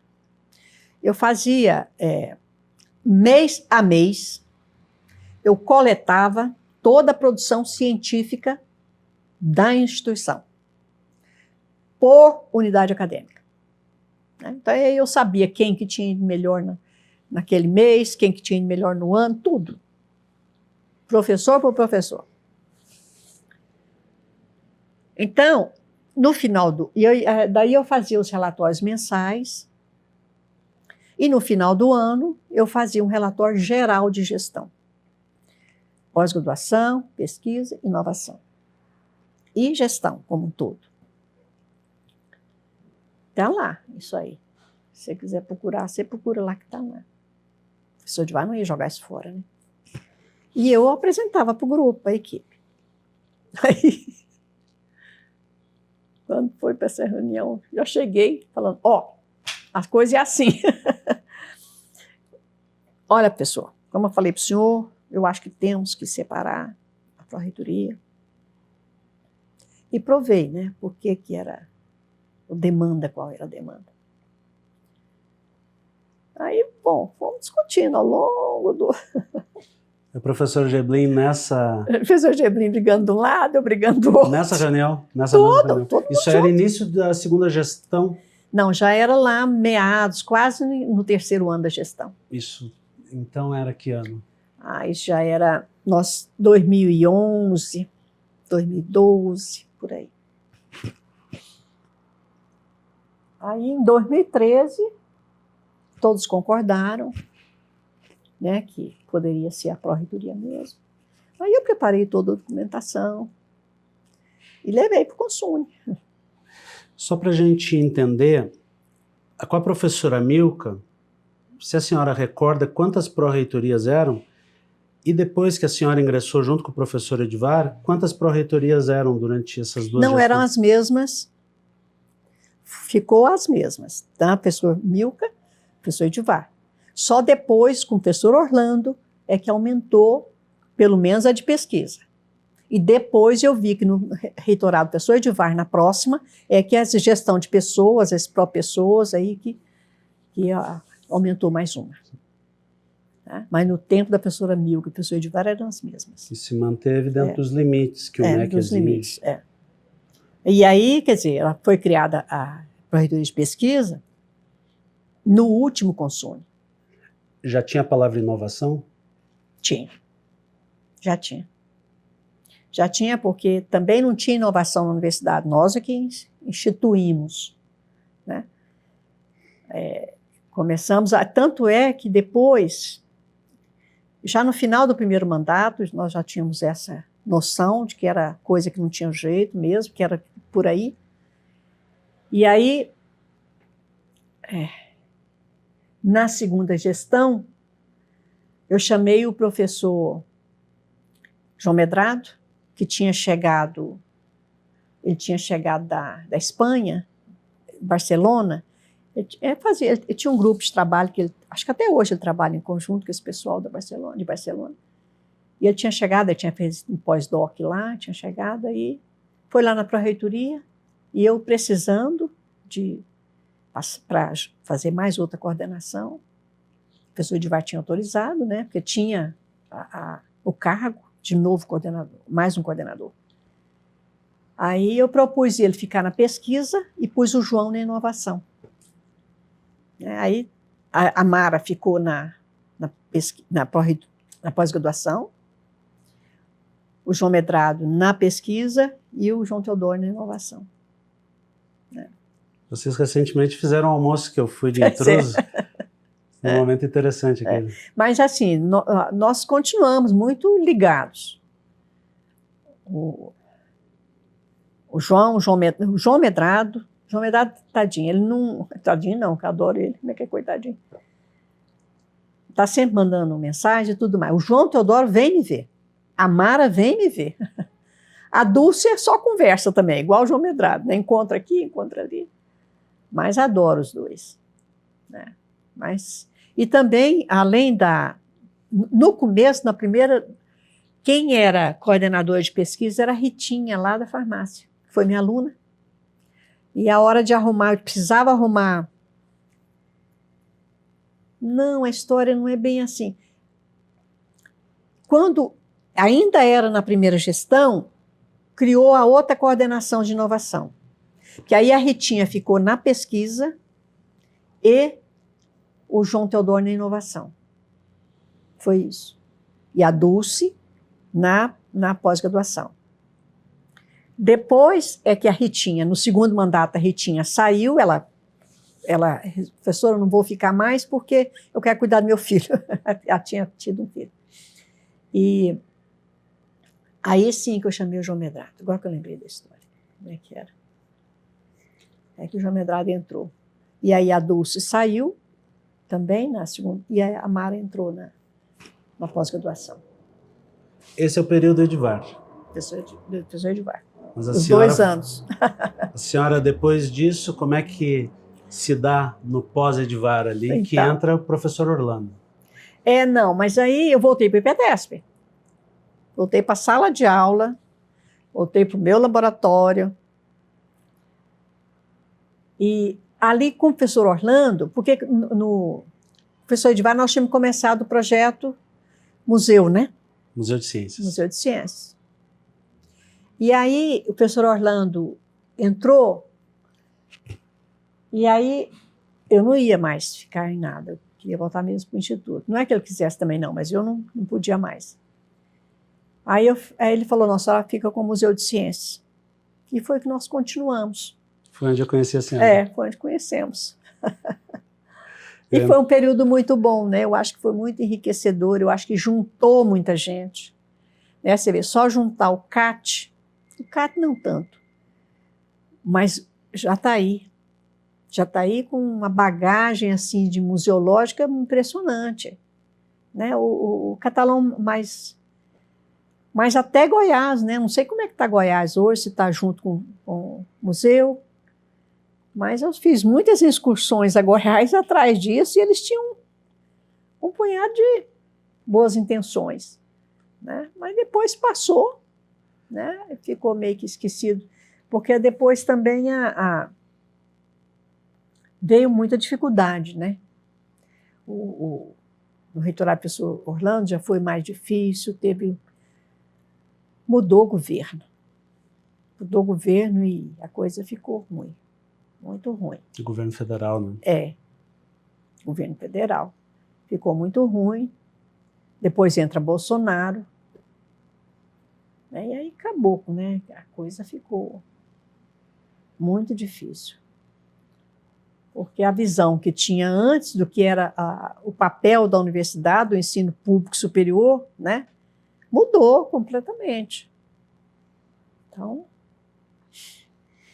Professora, desse seu período, para a gente falar da parte de gestão. Antes a gente estava falando da pesquisa, né, da sua formação, e agora falando da gestão. Qual é o perfil dessa pessoa que vai participar dessa gestão? Qual o perfil que tem que ter? Quais foram os desafios, assim, ou 1 ou 2, enfim, que a senhora teve assim, que enfrentar, mesmo com toda o seu perfil, que eu acredito, pelo menos eu faço a minha avaliação pessoal, que a senhora tem muito perfil para gestão, né? Mas quais foram os principais desafios da gestão? Aí pode ser o IPTESP e também Pró-Reitoria. Eu acho que o desafio maior... Bom, primeiro eu acho que a gente tem que... Para fazer gestão, eu acho que você tem que ir, eu quero fazer, eu quero servir.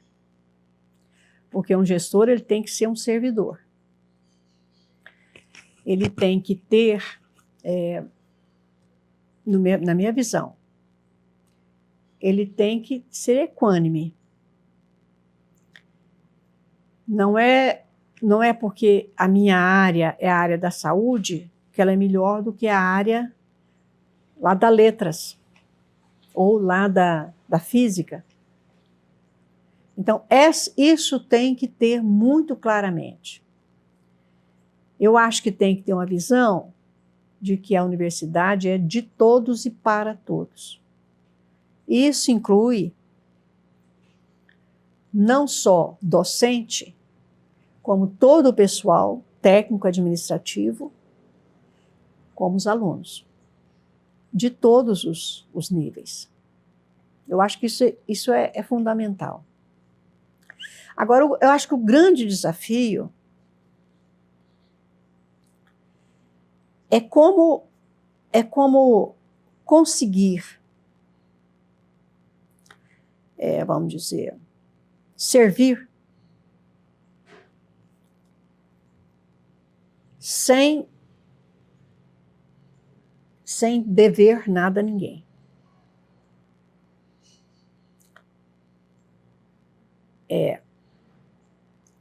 Além de nunca tomar partido,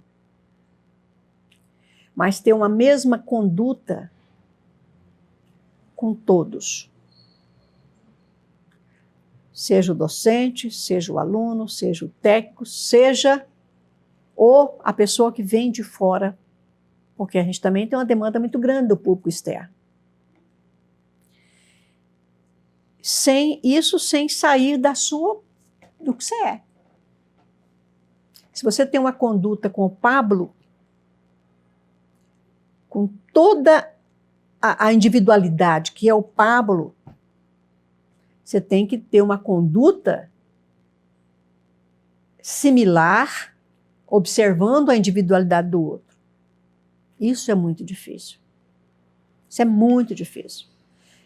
Às vezes até quando é de pessoa para pessoa, entre duas pessoas, não é tão difícil.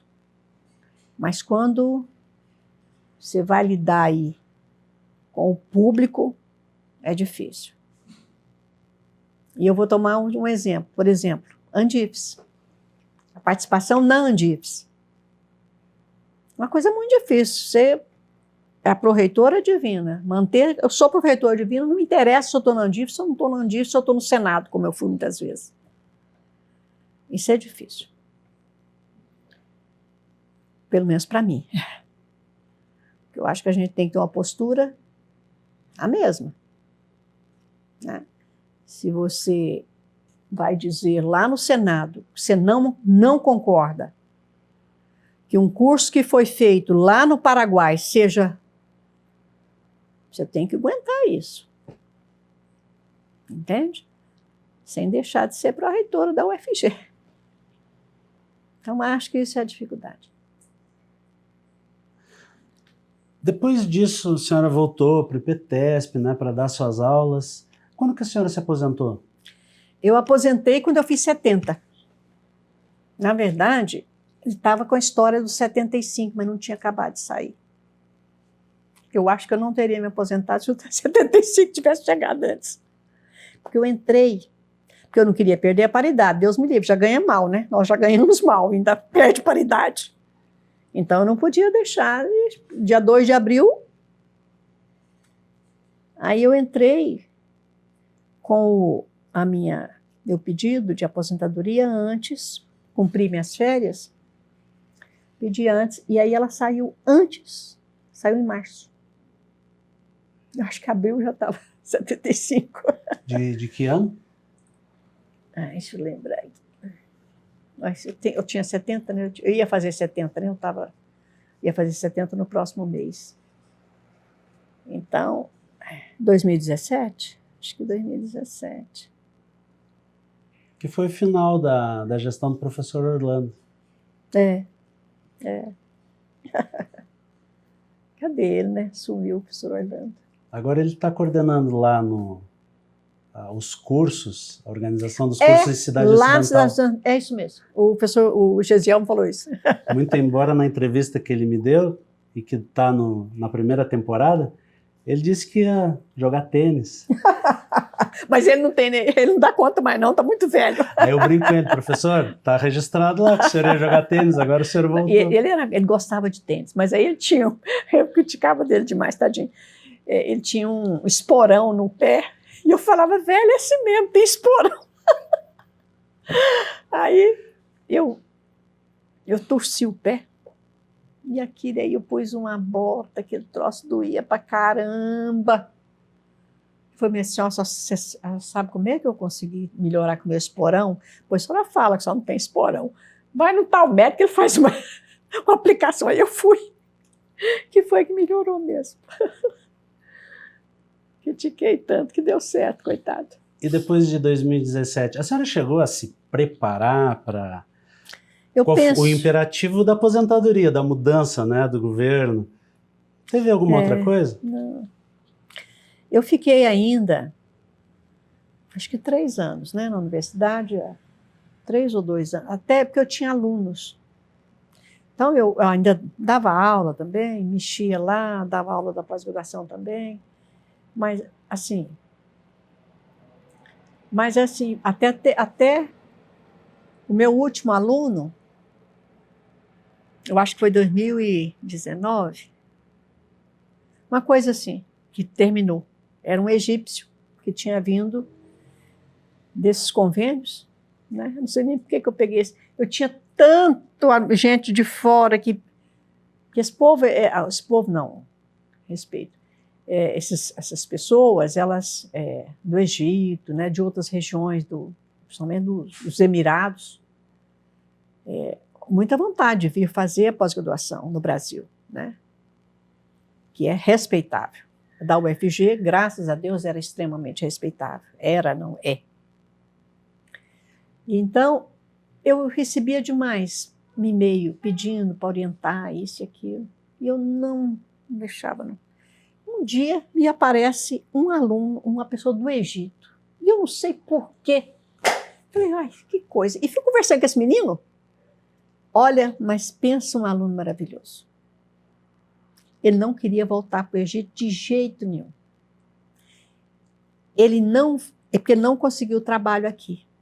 Porque ele veio de lá e já trouxe a noiva. Depois teve 2 filhos aqui que ele pensou, tem 2 filhos, eu dou um jeito. Eu viro brasileiro. Esses dias, no Natal, ele me mandou ele é muçulmano, né? E, assim, daqueles que faz as 5 orações, tudo certinho. E nesse Natal, ele mandou uma mensagem para mim, professora, agora é Natal, lembrando tanto da senhora. E não sei, mandou os retratos dos meninos, da Nara, da mulher dele, coisa mais bonitinha. E ele está muito bem lá. Muito bem, graças ao UFG. Sabe? Diretor já de centro de pesquisa. Ele é muito inteligente, muito inteligente. Rapaz, e assim, ele fala uma coisa, vou fazer, ponto. Sabe? Mas, aliás, meus alunos sempre foram muito bons também. Tive uns bem custosos. Mas, de uma maneira geral, tive alunos excelentes. 2018, 2019, então a senhora ainda estava cumprindo com algumas tarefas, já aposentada. Já aposentada. Mas com vínculo institucional. E assim, com vínculo não, né? Porque professor é, né? Se é o FG, o FGS é. Mas assim, também banca, eu participei, até o ano passado eu participava de banca, esse ano ainda não participei, né? Mas assim, vai escasseando. E normal. Foi paulatino, então. Sente saudade? Demais. Demais. Como é que é esse sentimento? Como é que ele se expressa no dia a dia? Olha, é um vazio.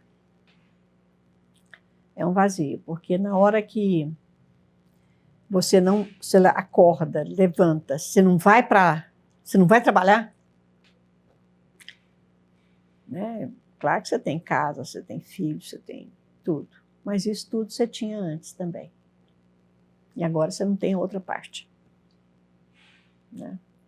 A senhora me comentou que está escrevendo suas memórias. Pode lançar algum spoiler aqui? Como é que tem sido esse processo de escrever? Qual é o momento do dia ou da semana que a senhora para fazer isso? Geralmente eu faço de manhã. Na hora que eu tenho um tempinho de manhã, eu vou no computador, eu vou todos os dias. Olhar se tem e-mail, se tem uma coisa, se tem outra. Não estou mais entrando no NCBI mais. Tem uma série de artigos. Eu tenho uns alunos tão bons, mas tão bons. Eu tenho um aluno que chama Robério. Robério foi meu aluno na farmácia, depois na bioquímica, foi meu monitor. Depois, ele é da Hemocentro. Um cara inteligentíssimo.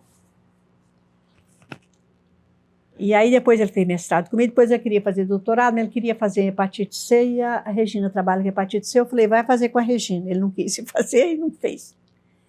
Mas ele é convidado pelas grandes revistas a fazer artigos.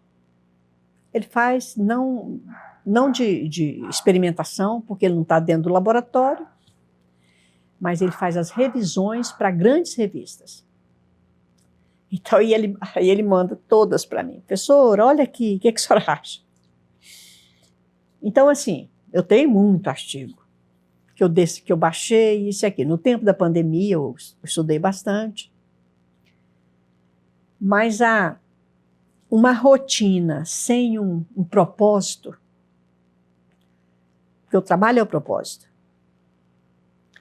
você fica meio perdida, sabe? Então, eu diria que eu tenho estudado muito pouco e que, para mim, é uma perda, assim, uma tristeza muito grande. Eu poderia ter voltado para a universidade. Quando eu aposentei mesmo, a Célia queria demais que eu fosse para o ICB. Mas é engraçado, Pablo, porque as coisas são tudo conjunturais mesmo. Você tem todo um sistema montado que se leva tudo. De repente, uma pedra sai, entra outras, nas quais você não pode mais, sabe? Não é que não pode, você não consegue mais conjunturar. Então, por isso que eu não fui para o ICB, né? Que era até um processo natural, que eu sempre trabalhei lá. E a Célia precisou muito de mim, que ela sempre fora, precisava de eu estar lá junto com os alunos, tudo. Mas não fui. Se eu lamento, eu não sei, acho que não lamento. Porque outras coisas foram, né, sendo necessárias que eu tomasse posição a mais. Mas é muito ruim. Aí ontem eu encontrei com a Liliana lá na DUF, porque ontem eu entrei para o coral agora, viu? Só que a minha voz é horrorosa. Não sei se vocês vão me suportar lá, não. Por enquanto, eu estou ensaiando. Mas aí teve um recital de piano, um menino lindo, novinho, tocou Bach em Vila Lobos, piano. Aí encontrei com a Liliana, da Química. Aí aquela menina, a Edna Goya, estava conversando comigo e a Liliana chegou me abraçando por trás. Aí as apresentei e aí a Edna falou para ela, você não aposentou ainda não? Aí ela falou assim, não tem tempo ainda. Eu falei, nem vai aposentar. Se ela me obedecer, ela não vai aposentar. Aí, porque ela não tem, assim, ela é bem mais jovem mesmo. E não tem tempo, não tem tempo de aposentar ainda. E ela sempre brincava que ela ia aposentar e ia voltar lá para o Paraíba dela, que ela é da Paraíba. Eu falei, você não vai aposentar. Ela falou, senhora, eu não aguento mais. Eu falei, aguenta. E quando mas que ficam assim, prontas suas memórias? É um livro? Não, livro não é, né? Eu vou deixar no computador para meus filhos. Eu comecei tem algum tempo, tem uns 2 anos. Vamos publicar, professora. Mas assim, você sabe por quê? Porque filho, a ligação de filho, mãe e filho, e filho e mãe, é algo muito forte. Quer dizer, eu tive a minha mãe, que é uma ligação extremamente forte, e a minha avó, e a minha tia. Eu tive 3 mães, na verdade. E muito forte. A falta que eu sinto da minha mãe é uma coisa impressionante, é assim. E aí eu penso, nossa, mas eu não soube disso, eu não aprendi isso. Não... Então, da mesma forma que eles também não sabiam disso e não aprendeu isso, o que eu consegui lembrar, eu vou deixar para eles saberem de onde veio, né, o que eu pensava. Até porque ter uma vida como a gente tem, né, enquanto professor, pesquisador, E família é um negócio muito junto e misturado e quando der, né?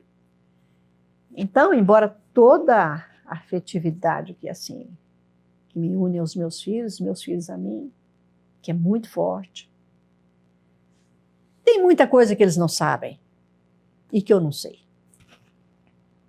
Então, esse é o motivo de eu deixar, sabe? Então, eu já esbocei a minha família paterna, a minha família materna. Está bem esboçado. Falei dos meus 3 filhos e minha filha, entre aspas, criei uma sobrinha, então é minha filha. Falei dos meus 4 netos, porque a primeira faleceu, então eu falei dela enquanto... Falei dos meus netos postiços, que é filho da minha sobrinha, que é nada, né? Tá um petitinho. Só contei quem são eles. Quando eu terminar de fazer a burilada, fechar ali, aí eu vou falar sobre o meu marido e depois sobre mim. Aí eu vou falar o que eu pensava, para eles saberem, para deixar para eles. Porque uma coisa é eu falar do meu marido. Meu marido é isso, vivia assim, foi assado e assado. Ponto. Se ele quiser falar, é dele, né? Aquilo que ele pensa é dele. Mas o meu é só eu. Né? Então, é só deixar para os meus filhos mesmo, para os meus netos. Né? Se a senhora depois quiser mandar para o pablolisboa@ufg.br, a senhora só me diz se faz sentido. Fica aqui a semente. Professora, em todas as entrevistas, eu tenho feito uma proposta de diálogo ao final que está vinculada àquela pergunta inicial lá da sua infância, né? Da primeira imagem. Qual é a primeira imagem que a senhora tem de si mesmo? Teria um diálogo possível aí? Teria alguma mensagem que a menina divina pudesse mandar para a senhora agora, se a gente pudesse abstrair aqui essa menina? Será? Que mensagem ela, a divininha, mandaria para a divina hoje? E em contrapartida, a divina hoje daria alguma mensagem para ela? Para percorrer a vida? Não, para a divina para ela. Eu acho que persistir naquilo que quer.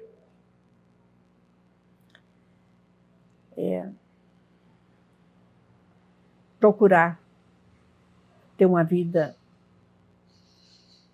o menos hipócrita possível. Porque, aí voltando da menina, porque desde aqueles 3 anos, eu soube de uma coisa, que eu tinha que me melhorar. Eu, como ser humano.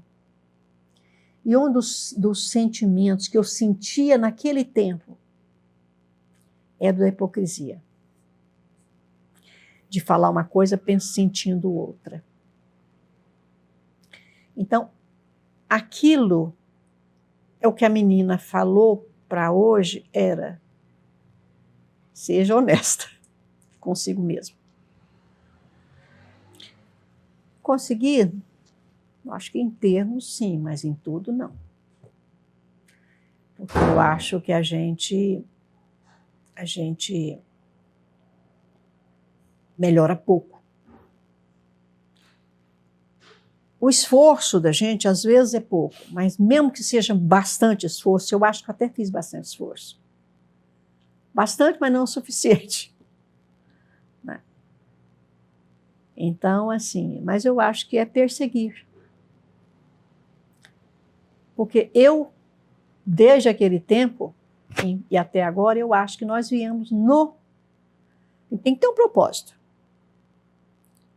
Eu não acredito em caos. Não, caos existe, mas eu não acredito que seja a razão, o motivo. Razão até pode ser, mas motivo não. E Eu acredito que a gente tem propósito, tem que ter propósito. E é o de melhorar, o de evoluir. Em todos os aspectos. E principalmente no aspecto moral. Porque sem o aspecto moral... É claro que o outro é fundamental, né?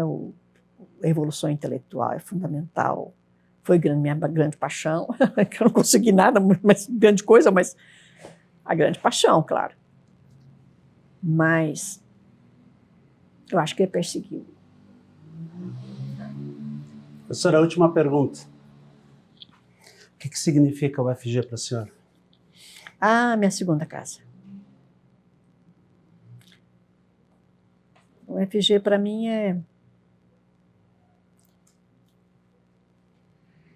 é um dos propósitos e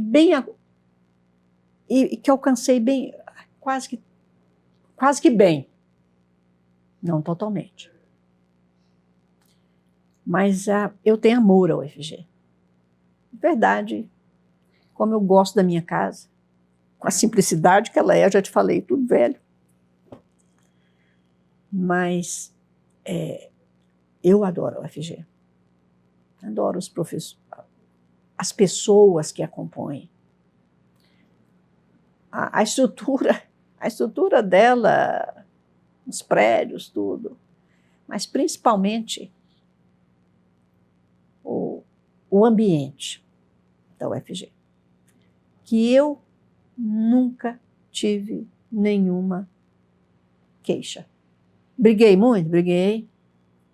Achava que eu devia brigar, eu brigava. Agora, nunca... Isso também... Isso aí acho que a Divina pequena ganhou, aprendeu alguma coisa. Nunca eu briguei por interesse pessoal. Isso eu não fiz. Briguei porque eu achava que aquilo que era... Naquele momento eu pensava que assim era. Né? Mas não fiz inimizade. Tiveram pessoas que tiveram problemas comigo, justamente porque eu falava e eu brigava por aquilo. Aquela história de equanimidade. Mas não tive inimigos. E para mim, olha, é uma alegria. Eu chego na DUF, é uma alegria. É alegria. Enquanto as pessoas que fazem parte daquilo, do meu ambiente de vida. Né? Criei meus filhos dentro da UFG. Quantas vezes levei menino para... Tinha que levar, às vezes, né? Então, assim, é tudo, muito para mim. Vamos dizer, talvez mais que ela, minha família, claro. Né? Porque aí é a responsabilidade primeira. Sempre amei meus alunos, não só que estava no meu laboratório, mas cada aluno de todas as turmas. E você sabe que a gente não lembra assim, até porque eu estou velha demais, não estou lembrando das pessoas, mas é rotineiro encontrar os alunos. E eles, olha, professora, agora mesmo eu vou fazer um procedimento, angiologia lá. Aí o meu médico é meu aluno, né? Aí eu passo um bilhete, uma mensagem para ele. Que dia que nós vamos fazer? A hora que só quiser. Aí é aquela coisa, né? É uma maravilha. É a confiança, né? São as amizades que você forma pela vida fora. Então, para além da família, são as amizades que você faz na vida. E que eu acho que a gente... é a maior riqueza que a gente tem. Professora, sua casa, a senhora está muito bonita. Eu gostei muito de ser recebido aqui, do cafezinho que a senhora serviu. Só um cafezinho, esqueci de te dar alguma coisa para comer. E da conversa, do papo.